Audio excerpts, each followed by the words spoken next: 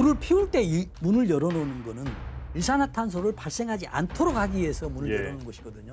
가장 중요한 것은 연소 중에 불을 피울 때 무조건 문을 열어놓아서 환기만 시키면 일산화탄소, 이산화탄소는 없다라고 생각하면 됩니다. 네. 실시간 재난안전정보방송 재난안전 119 안전토크 시간입니다. 오늘은 이송규 한국안전전문가협회 회장님 나오셨습니다. 어서 오십시오. 네, 안녕하세요. 어제 울산 현대차 공장에서 연구원 3명이 질식사고로 숨지는 일이 있었는데요. 네. 먼저 관련 뉴스 영상부터 보시겠습니다. 네. 현대자동차 울산 공장 복합환경 체인버 실험실에서 직원 3명이 숨진 채 발견됐습니다. 숨진 3명은 모두 연구원이며 2명은 현대차 소속, 1명은 협력업체 소속입니다. 이들은 2시간여 전인 12시 50분쯤부터 실험실에 들어가 차량 성능을 실험하던 중이었습니다. 밀폐된 공간에 차량을 두고 특정한 환경을 가정해 가속 페달을 최대한으로 밟았을 때 배기가스가 얼마나 나오는지 알아보는 실험이었습니다. 현대차 관계자들은 이들 3명이 시간이 지나도 나오지 않아 확인해보니 차 안에 의식을 잃은 채 쓰러져 있었다고 밝혔습니다. 경찰은 환경 체인버에 달린 환풍시설이 제대로 작동하지 않았을 가능성이 있다고 보고 정확한 사고 원인을 조사하고 있습니다. 현대차는 사고 원인을 조속히 규명하고 재발 방지 대책 마련에 나서겠다고 밝혔습니다. KBS 뉴스 김옥천입니다. 예, 상당히 안타까운 어제 사고인데요. 어제 사고 경위 회장님 보시기에는 좀 어떻습니까? 그렇습니다. 지금 방송에서도 계속 나왔습니다만은 저도 어제 오후 한 4, 5시경에 속보를 보고 깜짝 놀랐습니다. 예. 왜냐하면 현대자동차에서 질식사고로 3명이 사망했다는 얘기거든요. 그래서 특히 현대자동차는 일반 제조업체가 아니고 세계에서 어떤 5손가락 아는 생산 어떤 전문 자동차 업체인데 예. 지금 가스 질식에 의해서 3명이 사망했다는 얘기는 굉장히 후진국형이거든요. 왜냐하면 이 가스 질식 사고는 1, 2년 내에 있는 게 아니고 수십 년 전부터 발생하는 아주 고질적인 이런 굉장히 위험한 이런 사고거든요. 예. 근데 현대 자동차에서 1명도 아니고 3명이 특히 또 연구원이지 않습니까? 그렇죠. 이런 과정에 있어서 굉장히 좀 안타까움을 좀 가졌었는데요.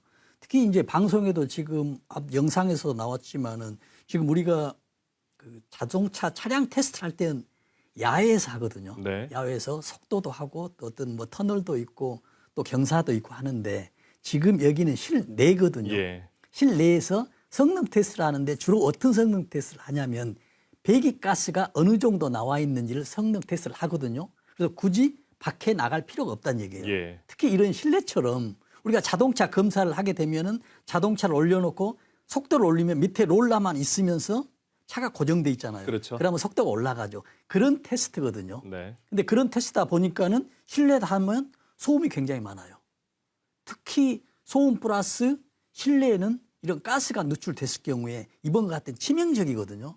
그래서 현대 자동차나 다른 업체에서도 마찬가지로 실내에 있을 경우는 배기에 대해서 신중한 어떤 조치들이나 장치들이 돼 있어요. 예. 그럼에도 불구하고 이렇게 갑작스럽게 사고가 났다는 것은 굉장히 안타까운 그런 상황이어서 지금 이런 사고가 나면은 산업안전보건법은 당연히 물론이고 지금 2년 전부터 중대재해처벌법이 시행되고 있잖아요. 그래서 지금 이 중대재해처벌법 적용 대상 업체가 자동으로 해당이 됩니다. 그렇군요. 네. 그렇습니다. 그래서 경영자 책임이 해당되거든요. 일반 산업안전보건법에서는 뭐 담당자나 안전보건관리자, 안전총괄 각인자에서 대여섯 명 정도가 처벌되는데 산업안전보건법은 그 외에 사장, 대표자를 어떤 처벌하는 그런 법이기 때문에 굉장히 좀 강력한 그런 처벌이라고 합니다. 그래서 정부에서도 어떤 바로 현장에 작업 중지 명령도 했었고 예. 또 노동부 산하에 어떤 산업재해 수습본부도 구성해서 지금 정확한 원인 구성을 하고 있다. 조사를 하고 있다. 이렇게 지금까지 현재 상황으로 보고 있습니다. 예. 상당히 안타깝습니다. 뭐 사고 원인은 자세히 이제 조사를 해봐야 네. 알겠습니다만은 일단 일산화탄소 그리고 질소 산화물 이런 것들로 인한 질식 가능성이 제기되고 있잖아요. 네. 그렇습니다. 그래서 지금 이제 원인은 이렇게 나왔거든요. 지금 어떤 챔버라는 곳에서 테스트한다는 얘기예요. 우리가 예. 챔버 하면은 어떤 룸을 이야기합니다. 밀폐된 공간이거든요. 그래서 차가 안에 그 챔버 안에 들어있어요. 어떤 실내 공간으로 하면 이 정도 스튜디오가 될까요? 그러면 여기 차가 있습니다. 밑으로 올라가 있고 작동이 되겠죠. 예. 그러면 여기에서 자체적으로 환기 시스템이 돼야 되겠죠. 그래서 환기 시스템이 작동이 잘 안 돼서 났다고 하거든요. 근데 저는 이제 구체적으로 이제 표현이 나오고 있거든요. 네. 원인 추정을 어떻게 하고 있냐면은 지금 경찰이나 현대 측에서는 체험버 환풍 시설 미작동으로만 얘기를 하고 있는데 저는 여기서 플러스 뭐가 돼 있냐면 이 챔버 안에 이 룸 안에 어떻게 해서 배기가스가 배출됐냐는 얘기예요. 네, 이게 네. 중요하지 않습니까? 일단 뭐 환풍 시설은 별개로 치고 그렇죠. 배기가스가 나왔다는 거잖아요. 그렇죠. 그래서 어디서 나왔냐는 얘기죠. 예. 나오는 것은 뻔하거든요. 자동차 엔진 할 때 우리가 배기가스 있지 않습니까? 여기서 나온 건데 여기에서 노출을 예방하기 위해서 자동차 배기가스에 우리가 덕트 있죠. 예. 배기 덕트로 인해서 밖으로 내보내는 시스템이 돼 있어요.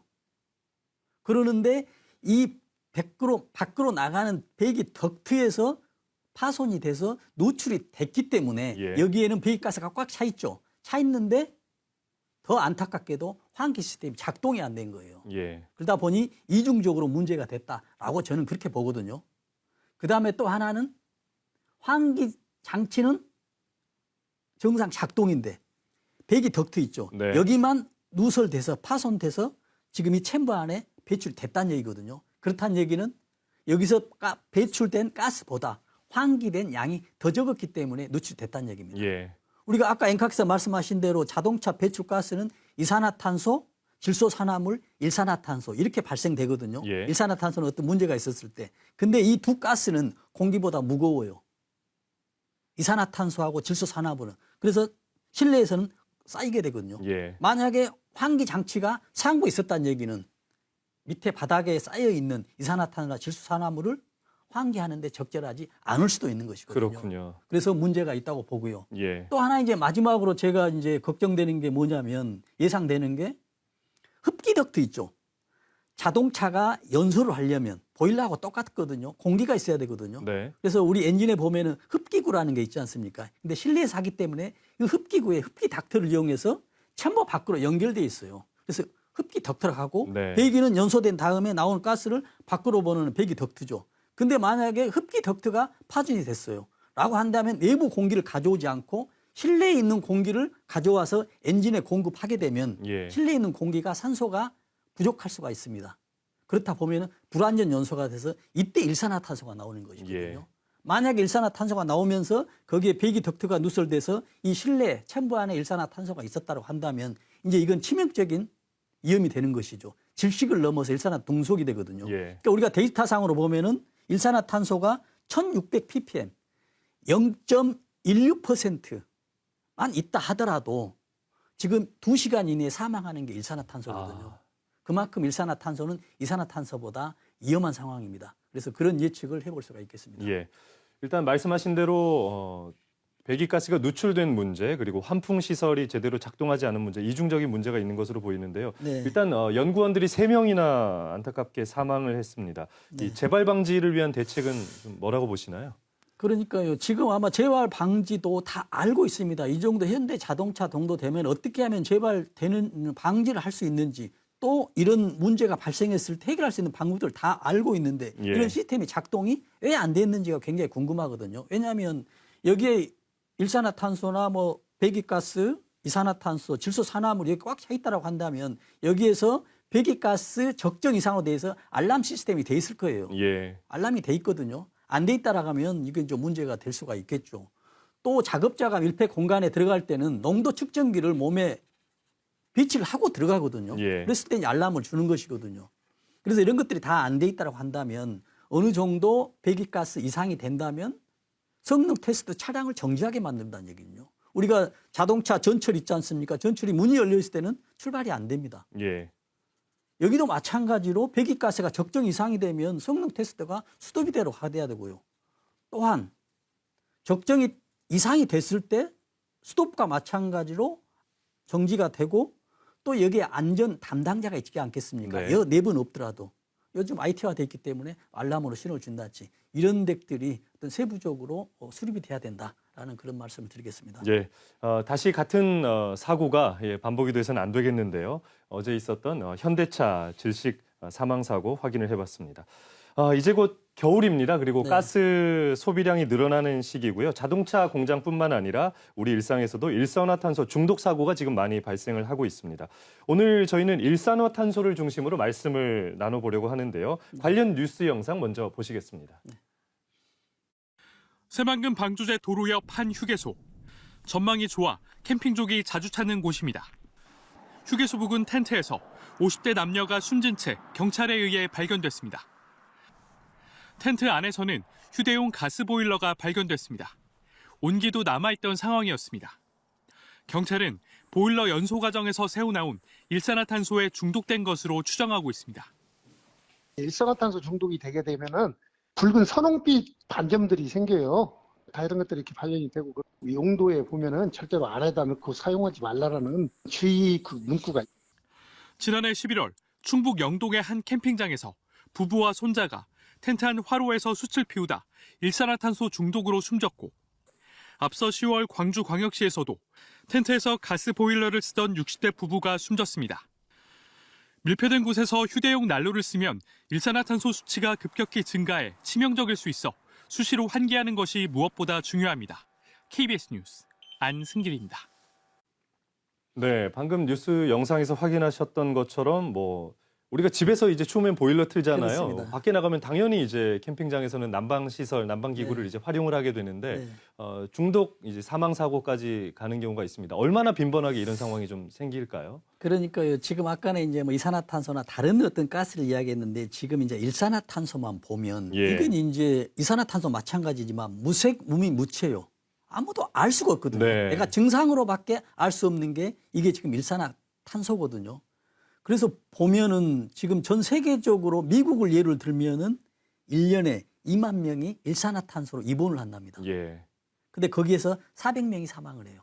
근데 우리나라 기준으로 보면 1년에 약 40명이 일산화탄소로 사망하더라고요. 예. 그러니까 미국의 약 10분의 1 정도. 뭐 인구로 보면은 미국이 뭐 3억 5천만, 우리는 뭐 5천만이니까 한 7배 되지만은 예. 미국이 더 많다라고 볼 수 있습니다. 일산화탄소 중독 사망자로. 그렇다 보면은 어떤 개념으로 말씀드리냐면 일산화탄소가 그만큼 위험하다라고 볼 수가 있겠습니다. 예. 그래서 이제 통계를 보면은 지금 연도별로 통계가 있고요. 또 월별로 통계가 있고 장소별로 통계가 있어 세 종류로 나와 있거든요. 겨울이 좀 많네요. 그렇습니다. 그래서 21년도, 22년, 23년도에서 3년간 지금 발생되는 캠핑가스 중독입니다. 예. 일산화탄소 중독이 아니고요. 캠핑가스로만 지금 한정한 것이거든요. 네. 여기에서 소방청 자료가 153건이거든요. 3년간 총 153건 밑에 나와 있죠.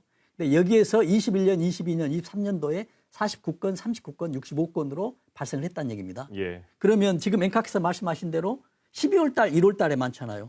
여기를 이제 153건을 월별로 이렇게 구분을 해봤어요. 예. 해보니까 1월에 31건 나왔죠.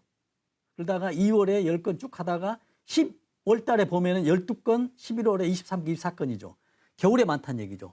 겨울에 많은 건 아까 앵카께서 말씀하시던 날씨가 추우니까 난로 네. 이런 걸 많이 피운다는 얘기죠. 그래서 겨울에 지금 이제 사고가 굉장히 많거든요.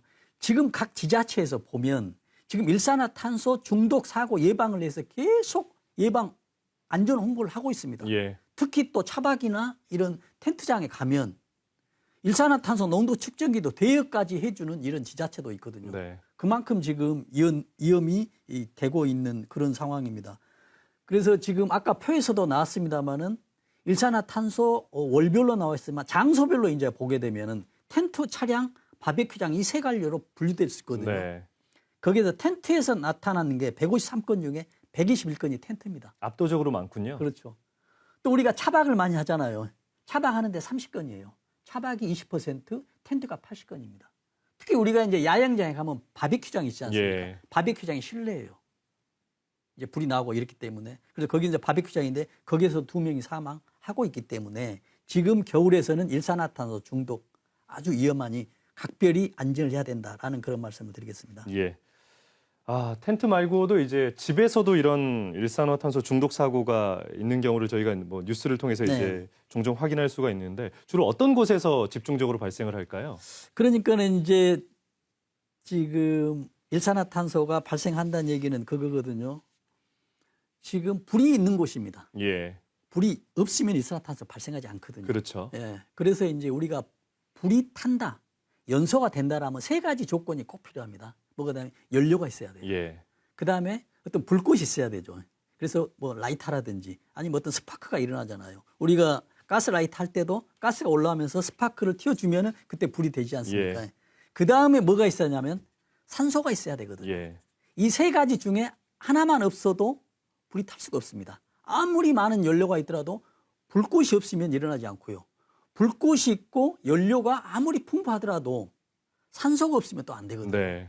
그러는데 평상시에서는 어떤 상황이 되냐면 일반적인 이제 연소 과정을 보면 지금 그림에 어떤 표시가 되겠습니다만은 지금 저기에서 이산화탄소 우측에 있죠. CO2거든요. 예.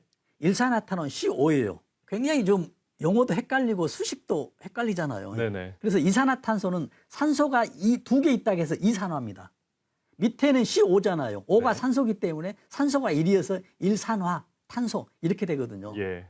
그러면 지금 우리가 불을 태울 때 지금 완전 연소라 하잖아요. 우리가 공기 중에 20.8%가 산소거든요. 완전 연소가 될 때 CO2 이산화탄소가 발생해요. 네. 근데 이산화탄소는 그렇게 위험하지 않습니다. 근데 만약에 밑에 보면 일산화탄소죠.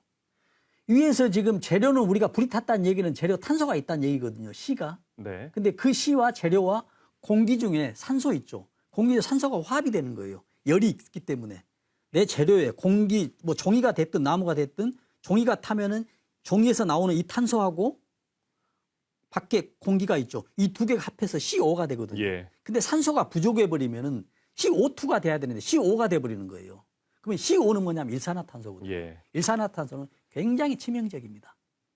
그렇기 때문에 일산화탄소의 이제 발생 원인은 어떻게 되냐면 우리가 실내에서 산소가 부족한 불완전 연소라고 얘기하거든요. 이제 산소가 부족한 상태. 그러니까 우리가 이런 경우가 있죠. 여기도 지금 밀폐되어 있다고 보잖아요. 네. 뭐 집이 됐든 텐트 안이 됐든 불을 켜요. 맨 처음에 불이 켜지거든요. 괜찮아요.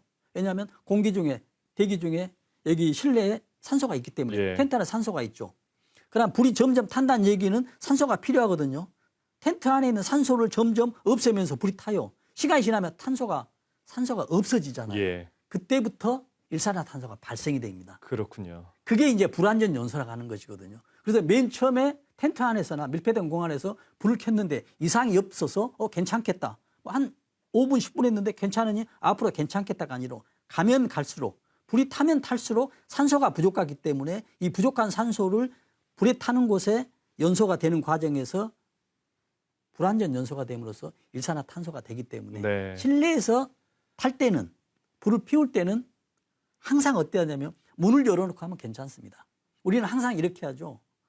텐트에서 불을 키우면 일산화탄소가 발생하기 때문에 환기를 시켜야 된다고 예. 하지만은 불가피하게 텐트 안에서 불을 피울 경우에 환기를 시켜놓고 불을 피우면 일산화탄소 발생하지 않아요. 완전 연소까지 갈 수 있겠네요. 그렇습니다. 예. 물만 열어놓으면 돼요. 근데 우리는 항상 방송 이야기할 때 당연히 일산화탄소 발생하기 때문에 하고 난 다음에 문을 열어 가는데 불을 피울 때 문을 열어놓으면 아무 문제가 없습니다. 네. 그래서 결국 운동장 같은 넓은 곳에 불을 피우면은 전혀 이상이 없어요. 근데 운동장 거기에 텐트를 채워놓고 그 안에서 하면은 텐트 안에 있는 산소가 불이 타면 점점 없어지기 때문에 시간이 지나면서 일산화탄소가 발생한다는 얘기거든요. 네. 그래서 말씀대로 발생한 원인은 산소가 부족한 곳에서 불완전 연소가 되기 때문에 발생한다. 그렇다는 얘기는 밀폐된 공간에서 연소가 되면 발생한다. 이렇게 말씀을 드리겠습니다. 예. 무색무취기 때문에 이미 이 가스가 누출이 되면 증상으로 이제 확인을 해야 되잖아요. 그래서 그렇습니다. 이제 피해가 크다는 말씀이 네. 정말 와닿습니다. 그 전에 이제 예방을 해야 될 것 같고요. 일산화탄소가 이제 어느 정도 농도일 때 인체에 치명적인지 전문기관의 실험 과정을 영상에 담았는데요. 이 뉴스 보시고 말씀 이어가겠습니다. 충남 아산의 한 캠핑장입니다. 텐트 안 곳곳에 가스 경보기를 설치하고 불을 붙인 장작 화로를 넣었습니다. 텐트 문을 채 닫기도 전에 경보음이 울리기 시작합니다. 경보 같은 경우에는 통상 250ppm이 우리나라 기준에서 경보가 하게끔 되어 있는데 상부에서부터 이제 아래로 순차적으로 이제 감지기가 작동하는 걸 볼 수 있었습니다. 도명 텐트에서 화로를 켜면 45초 만에 텐트 안 일산화탄소가 최대 측정 농도인 500ppm까지 치솟았고 거실형 텐트도 180초 만에 최대치에 도달했습니다. 공기 중 일산화탄소 농도가 400ppm인 경우 한두 시간 안에 두통이 발생하고 1600ppm까지 오르면 2시간 뒤 숨질 수 있습니다.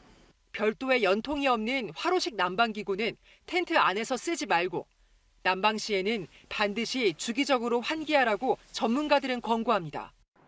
가스와 등유를 쓰는 난방기구는 일산화탄소 배출은 적지만 이산화탄소 농도가 급증하기 때문에 역시 주의해야 합니다. 공기 중 이산화탄소 농도가 3%에 이르면 심박수와 혈압이 높아지고 5%를 넘으면 두통과 호흡곤란이 옵니다. KBS 뉴스 이화진입니다.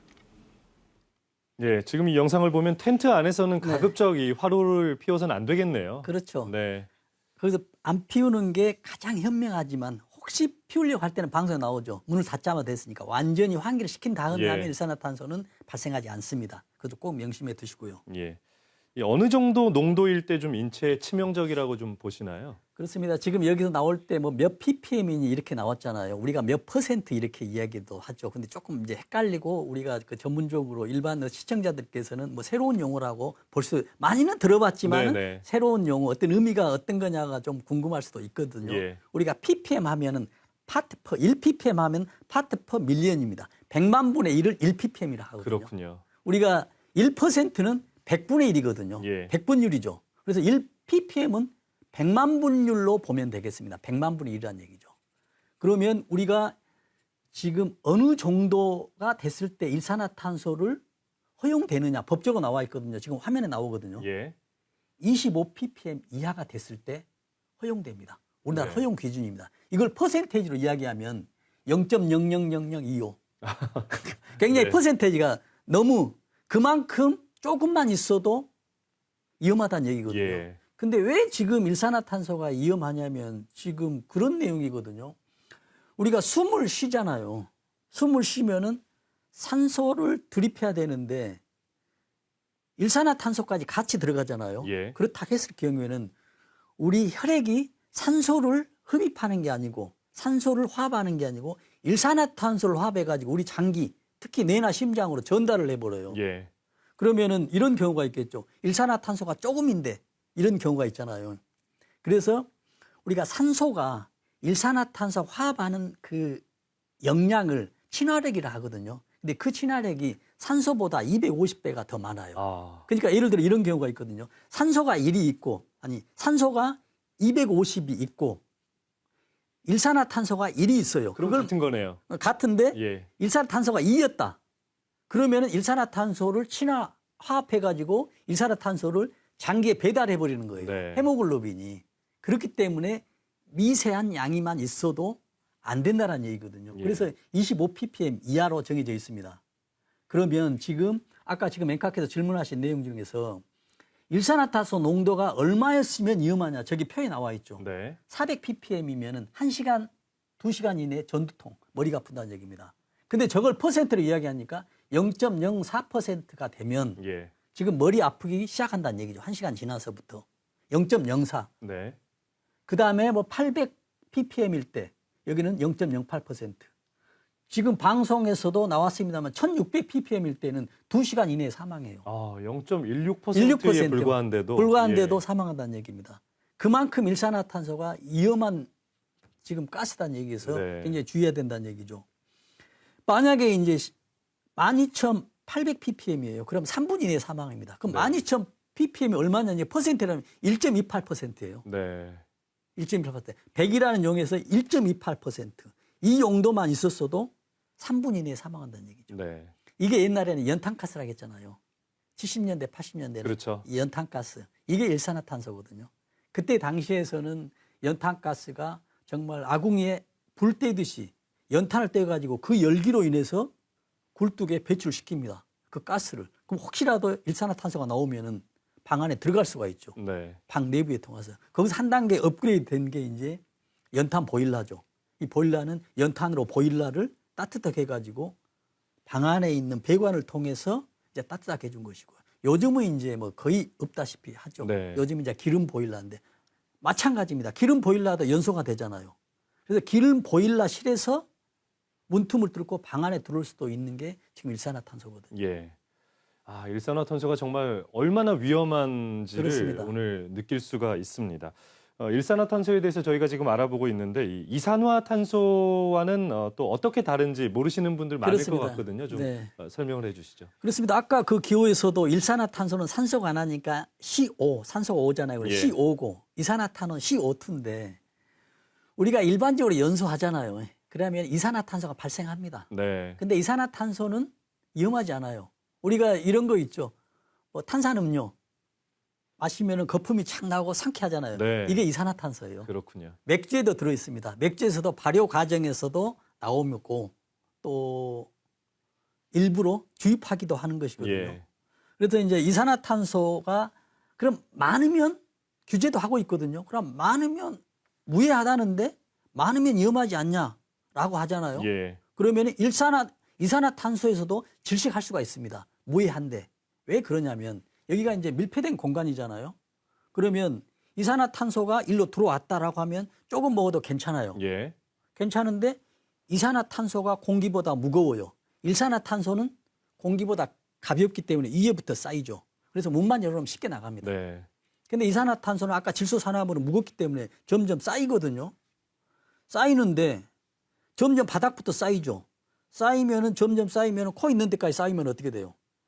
공기가 차지할 수 있는 부분을, 산소가 차지할 수 있는 부분을 이산화탄소가 쌓이게 되니까 내가 산소를 들이키지 않아서 질식이 되는 것입니다. 예.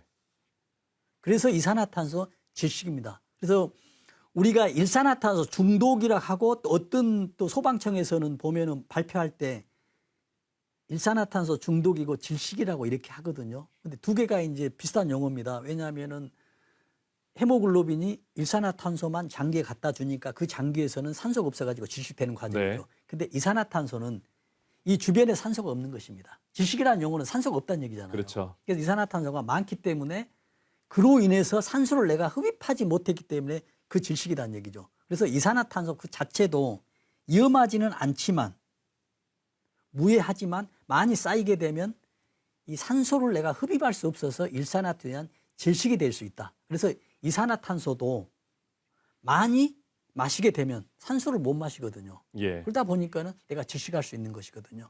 일산화탄소 자체는 무해가 없지만 그렇게 뭐 이해하면 되겠습니다. 네, 회장님 말씀드리면서 이제 일산화탄소와 이산화탄소가 이제 구분이 되는데 네. 일산화탄소에 비해서는 이제 덜 해로운 것으로 그렇게 알려져 있고 네. 하지만 이제 많이 노출돼서 누적이 되면은 치명적인 그렇죠. 사고를 또 부르기도 네. 하는데요. 최근에 석유화학 공장에서 발생한 이산화탄소 누출 사고 뉴스를 보고 오겠습니다. 의식을 잃은 채 며칠째 저온 치료를 받고 있는 70대 남성. 이 남성은 울산의 한 석유화학 공장에서 특고압 케이블 재단 작업을 하다가 누출된 고농도 이산화탄소를 마셨습니다. 함께 일하다 탈출한 4명과는 달리 탈출하지 못하고 심정지됐습니다. 울산의 한 병원으로 긴급 이송했지만 상태가 나빠지면서 약 100km 떨어진 창원의 전문 병원으로 다시 옮겨졌습니다. 하지만 의식은 돌아오지 않았고 뇌사 위기에 놓여 있습니다. 근데 가스가 터져서 그냥 다 도망가고 형님만 못 빠져나온 상태다. 3일 동안 지금 심정지 상태를 겪고 지금도 뇌사가 진행되는 상황인데도 알려줘도 당장 오늘 생각도 없고 올 수 없다. 피해 노동자 아들은 이번 작업이 마지막 일이었다며 일이 끝나는 대로 가족들이 있는 인천으로 돌아가 여행을 갈 계획이었다며 끝내 말을 잇지 못했습니다. 좀 고생 많이 하셨으니까 여행도 좀 다니시고 막 좀 그러신다고 얘기를 하셨대요. 그러셨는데 이거 끝나고 원래 올라오시는 일정으로 알고 있었는데 취재진이 직접 공장 측에 입장을 요청했지만 조사 중이라는 말만 반복했습니다. 이 부분에서 이렇게 뭐 노출이 됐다 뭐 이런 건 없이 또 고용노동부 측에서 해당 공장에 방문해 조사를 진행했다고 설명했습니다. 고용노동부는 사고가 발생한 공장에 작업 중지 권고를 내렸고 울산 남부경찰서는 국립과학수사연구원과 함께 이산화탄소 누출 원인을 찾기 위한 조사에 들어갔습니다. KBS 뉴스 김옥찬입니다. 네, 안타깝습니다. 산업 현장에서 이산화탄소가 이제 많이 사용이 되고 있는데 주로 어디에서 그러면은 좀 사용이 그러니까요. 되나요? 지금 보면은 아까 말씀드린 대로 이산화탄소의 누출에서 지금 질식 사망이 났잖아요. 예. 그래서 이산화탄소 독성이 아니지만 있으면은 이렇게 위험한 상황이 된다고 지금 이게 증명이 되고 있는 예. 상황이거든요. 그래서 이산화탄소는 주로 어디에 사용되고 있냐면 아까 말씀드렸지만 우리가 식음료, 아까 맥주 탄산음료에 들어 있습니다. 또 맥주에도 들어 있고요. 또 우리가 그 산화 방지를 위해서 어떤 그 과자 봉지 안에 어떤 뭐 가스가 좀 들어 있는 걸 좀 네. 느끼시죠? 여기에 이산화탄소를 넣어놨습니다. 아, 그렇군요. 네. 네. 왜 넣어놨었냐면 지금 산화가 된다는 얘기는 외부에서 병균이 침입할 수 있다는 얘기거든요. 예. 오염될 수도 있고요. 그렇다는 얘기는 병균이 못 들어오게 하려면 산소를 없애버리죠. 예. 그렇다면 이산화탄소를 넣어버립니다. 그러면 병균이 구멍이 있다 하더라도 들어오지 못해요. 네. 그리고 또 산화가 안 됩니다. 산화가 된다는 얘기는 공기 중에 산소와 화합하기 때문에 이제 어떤 부패가 더 빨라질 수가 있어요. 우리가 여성 화장품 그 항산 화장품 있죠. 네네. 이게 뭐냐면 산화 방지용이거든요. 산소를 어느 정도 과잉하게 대기 중에 공기를 차단하는 거예요. 혹시 이런 경우 보셨죠? 바닷가에 있는 어부들이나 시골에 있는 분들 아니면 군대 어떤 철칙 강원도 깊은 산 위에 근무하는 사람들이 더 늙게 보이죠. 예, 얼굴이. 이게 뭐냐면 여러 가지 이유도 있지만은 공기 좋은 산소가 많은 곳에 있기 때문에 산화됐다고 보면 되거든요. 그렇군요. 그러니까 중남미의 고산지대에 사는 분들을 보면은 저희가 확인할 수가 있잖아요. 그렇습니다. 예. 거기는 산소 농도가 높기 때문에 산화가 빨리 된 겁니다. 그래서 그런 용도로 산화를 방지하기 위한 어떤 식품에도 산소를 방지한다는 얘기는 외부에서 균 침투를 안 하게 하고 부식을 또 줄인다는 얘기거든요. 예. 우리가 산화됐다는 얘기는 부식이 시작됐다라고 이렇게 보면 되거든요. 그런 용도로 쓰고요. 우리가 드라이 아이스 같은 거 많이 쓰시죠. 네네. 드라이 아이스가 이게 이산화탄소입니다. 그렇군요. 이산화탄소. 근데 고체잖아요. 근데 이산화탄소 가스잖아요. 가스를 고압으로 압력을 쫙 가하잖아요. 순식간에. 그러면 액체로 바뀝니다. 액체로 바뀌는데 액체로 바뀌어서 그 압력을 다시 빼버리잖아요. 그러면 기체가 되는 게 아니라 고체로 바뀌어요. 그게 이제 얼음이 되는 것이거든요. 예. 그러니까 물이 나오잖아요. 그래서 음식에 높게 두면은 냉동이나 냉장에 아주 유용하게 쓰는 것이죠. 이런 용도로 쓰고 있습니다. 이산화탄소를. 예. 그러나 과다 했을 경우에는 아까 영상에 나왔듯이 지식돼 있다라는 것을 잊지 말아야 되겠죠. 그러나 예. 그 양은 굉장히 미수하다고 보거든요. 또 하나는 지금 우리가 농업용으로 쓰는데 우리가 광합성 작용을 한다 하잖아요. 우리가 지금 어떤 화분에 나무가 있다, 어떤 소나무가 있다고 한다면 광합성 작용을 하면서 이산화탄소를 가져가고 물과 햇빛이 있으면 광합성 작용이 돼서 성장이 되잖아요. 예. 산소를 배출시키고. 그러면 우리는 나무를 많이 싫어하는 이유가 밖으로 옆에 있으면 나무를 많이 심으면 산소를 또 우리한테 제공해주고 광합성 작용할 때 산소는 배출하고 이산화탄소는 흡수해지니까 아주 인간과 공생하는 데 좋잖아요. 그래서 식물을 성장을 빠르게 하기 위해서는 이산화탄소를 주입하는 경우도 있습니다. 네. 그러면 대신 또 산소도 많이 나올 수도 있겠죠. 이런 경우가 있고. 예. 또 하나는 이제 산업 현장에서 이산화탄소를 많이 사용을 해요. 지금 어떤 경우냐면 용접을 할 때 혹시 이런 용어 들어봤습니까? 이산화탄소 용접기. 아, 뭐 들어봤습니다. 아르곤 네네. 용접기. 이게 뭐가 되냐면 지금 용접을 할 때 쇠와 쇠를 고열로 붙이잖아요. 그러면 고열로 붙이면 이 철과 공기 중에 산소가 있죠. 예. 이게 화합이 돼버려요. 그래서 산화철이라 하거든요. 뭐 질화철, 질소가 있기 때문에. 그러면 산화철이 된다는 얘기는 쇠가 녹슬고 매끈하지 않아요. 근데 고열이 있는 곳에 이산화탄소를 분사를 시키거든요. 그러면 산소가 침투를 못해요. 그래서 실드 치는 것이거든요. 산소를 방지하는 이것도 산화 방지용 가스를 사용을 하고 있습니다. 예. 그래서 용접에 이산화탄소 용접기라는 이 용접을 하고 있는 것이거든요. 네. 또 하나는 뭐냐면 불이 났을 경우에 우리는 물을 분산을 시키죠. 물도 보면 H2O잖아요. 산소가 있어요. 물 분해하면은 그 물에 의해서 분해가 돼서 산소를 제공해주는 불을 잘못하면 더 확산시키는 요인이 될 수도 있어요. 네. 그렇기 때문에 물을 분사하지 않고 어떤 특정한 어떤 화재에서는 이산화탄소를 분류를 합니다. 아까 얘기했죠. 불은 나면 산소만 없으면 불이 다 꺼지고 나지도 않다는 얘기죠. 불이 났을 때 이산화탄소를 분사를 시키면은 공기 중에 산소가 침입이 안 돼서 불이 자동적으로 꺼지는 것이죠. 예.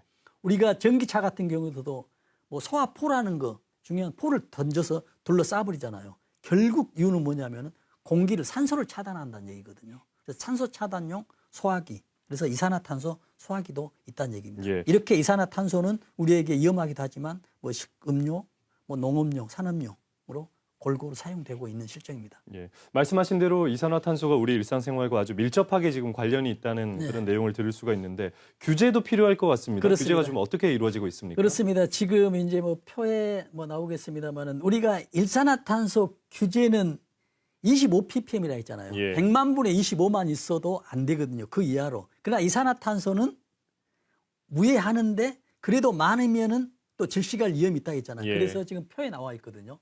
다중이용시설이나 어린이집, 학교, 병원, 대중교통 안에는 1000ppm 이하로 해야 된다는 이런 규정이 있습니다. 네. 1000ppm 그리고 네. 산업 현장은 5000ppm이네요. 5000ppm 이하로 돼야 많이 된다. 그 이상이 되면은 이제 위험에 된다는 얘기죠. 그래서 일산화탄소하고 비교하면은 엄청난 지금 규제죠. 일산화탄소는 25ppm인데 예. 여기는 1000ppm, 5000ppm이거든요. 그렇습니다. 네. 일산화탄소와 이산화탄소는 아주 큰 차이가 있다는 부분 또 네. 확인할 수가 있는데요. 요즘 이제 졸음운전 얘기를 또 잠깐 해보면은 치사율이 상당히 높습니다. 그래서 매일 50건이 넘게 졸음운전 사고가 일어나고 있고요. 특히나 11월에 졸음운전 사고가 많이 일어나는 것으로 집계가 되고 있는데요. 관련 뉴스 확인하겠습니다. 휘청이다 곧바로 가드레일과 부딪힌 차량. 이후에도 멈추지 않고 달리더니 반대편 가드레일을 또 들이받습니다. 이 차량은 갓길에 세워둔 차량을 보지 못하고 달리다 사고를 냈습니다. 모두 졸음운전으로 일어난 사고들입니다. 지난 5년간 삼성화재에 접수된 졸음운전 사고는 3만 건이 넘습니다. 하루 평균 17건 수준입니다. 삼성화재 점유율을 감안하면 전체 사고는 매일 50건 이상 일어나는 것으로 추정됩니다. 특히 야외 활동이 많고 난방기 히터를 사용하기 시작하는 11월에 졸음운전 사고가 가장 많았고 6월과 10월이 뒤를 이었습니다. 히타를 쓰기 시작을 하면 말씀드렸듯이 차내 안에 CO2 농도가 올라가고요. 피로 동반되는 이제 졸음을 느끼게 됩니다. 졸음운전은 앞을 보지 못하고 사고를 내는 경우가 많아 음주운전보다 치사율이 2배가량 높습니다. 이 때문에 유럽에서는 올해부터 화물 차량의 졸음운전 방지 장치인 DMS 설치를 의무화했습니다. 운전자가 3초 이상 눈을 감으면 경고음 등이 울리는 장치입니다. 다만 우리나라는 아직 의무사항이 아니어서 일부 차종의 옵션으로만 제공되고 있는 게 현실입니다. 이 장치를 부착한 차량에 대해 보험료를 할인하는 등 적극적인 지원이 필요하다는 지적도 나옵니다. KBS 뉴스 황인규입니다. 이 졸음운전이 이산화탄소 때문이군요. 그렇죠. 이산화탄소로 인해서 졸음이 온다지 이산화탄소였기 때문에 졸음이라고는 조금 다릅니다. 네네네. 왜 그러냐면 이산화탄소로 인해서. 예. 이산화탄소가 쌓이면 산소가 부족해지잖아요. 그러다 보니 산소 흡입량이 적기 때문에 내가 산소 부족으로 인해서 오는 첫 번째가 졸음이거든요. 예. 그래서 이제 이런 상황이 되는데 우리가 지금 이런 경우가 있거든요. 지금 우리가 한 번 이렇게 흡입을 하잖아요. 네. 한 번 흡입을 하면은 100cc, 500cc.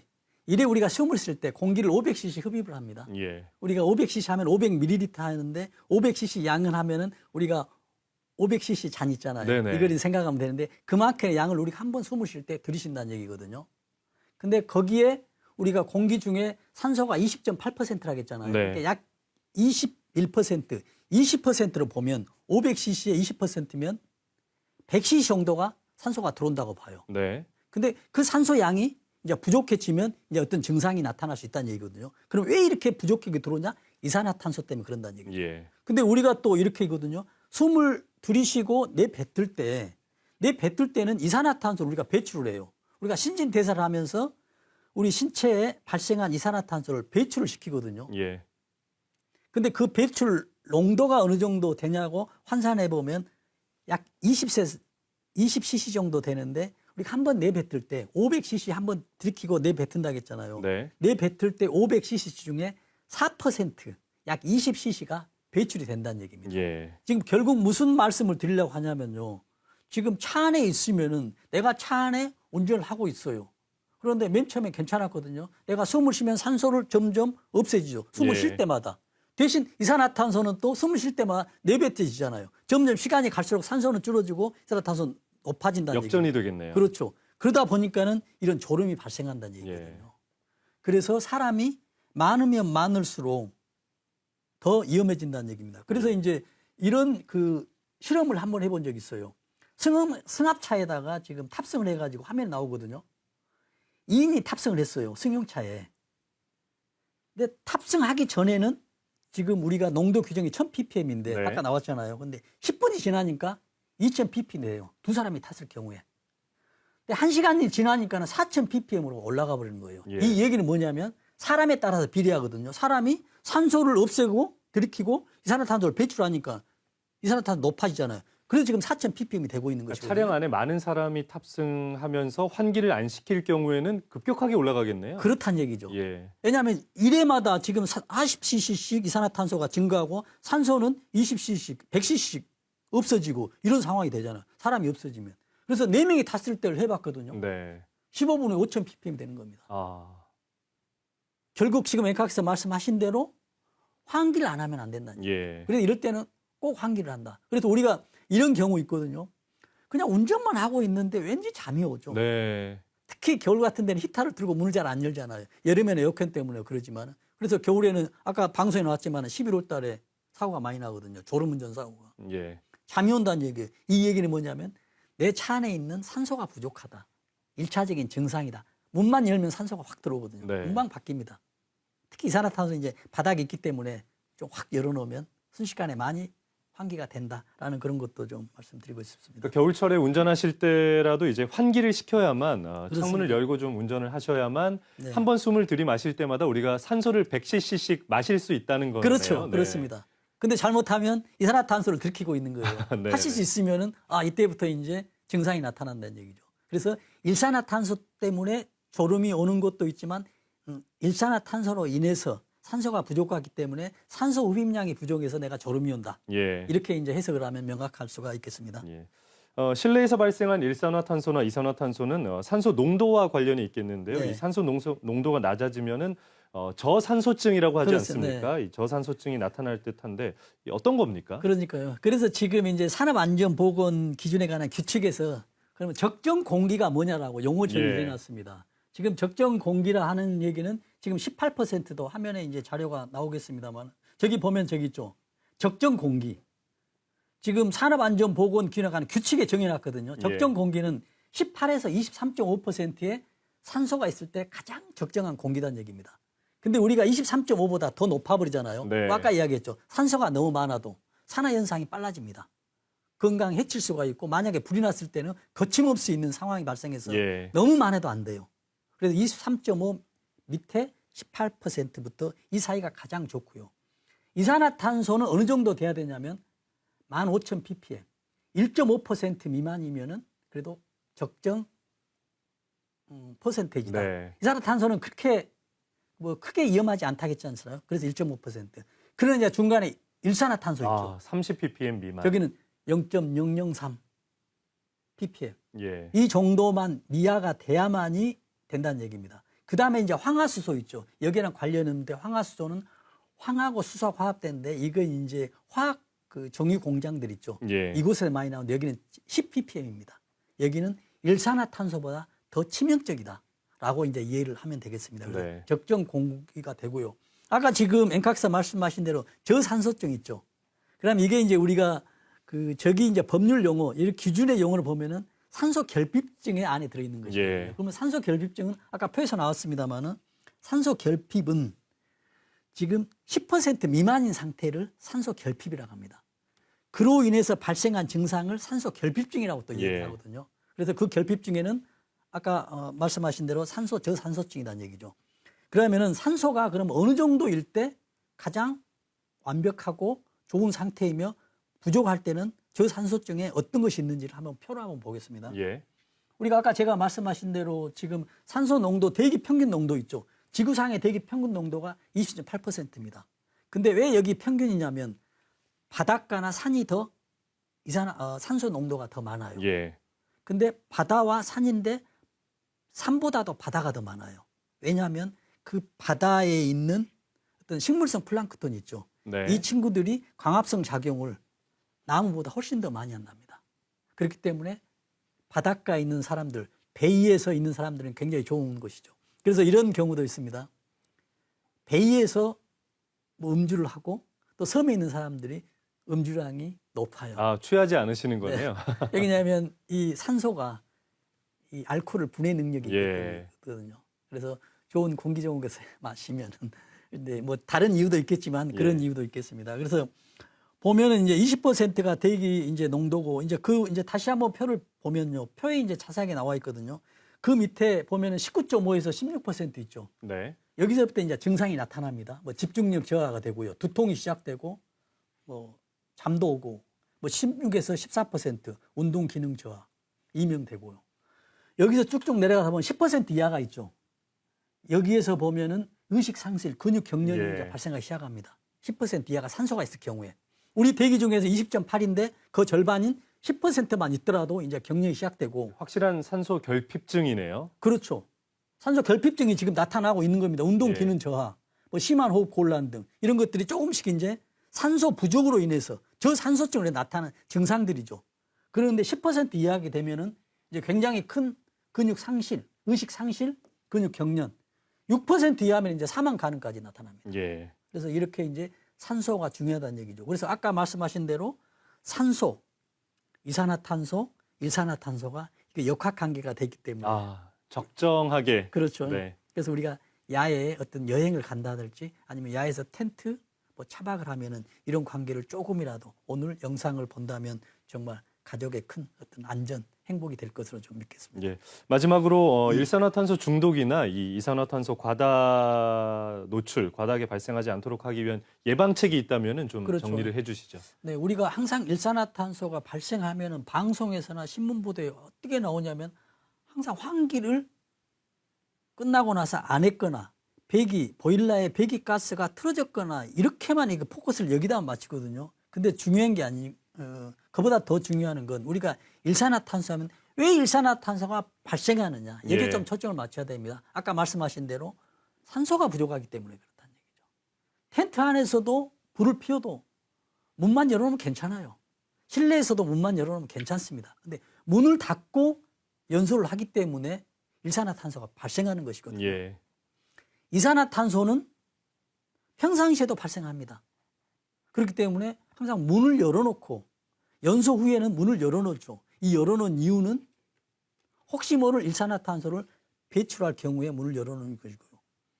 또 일반적으로 발생한 이산화탄소를 배출하기 위해서 문을 열어놓는데 불을 피울 때 문을 열어놓는 거는 일산화탄소를 발생하지 않도록 하기 위해서 문을 예. 열어놓는 것이거든요. 근데 가장 중요한 것은 연소 중에 불을 피울 때 무조건 문을 열어놓아서 환기만 시키면 일산화탄소, 이산화탄소는 없다라고 생각하면 됩니다. 네.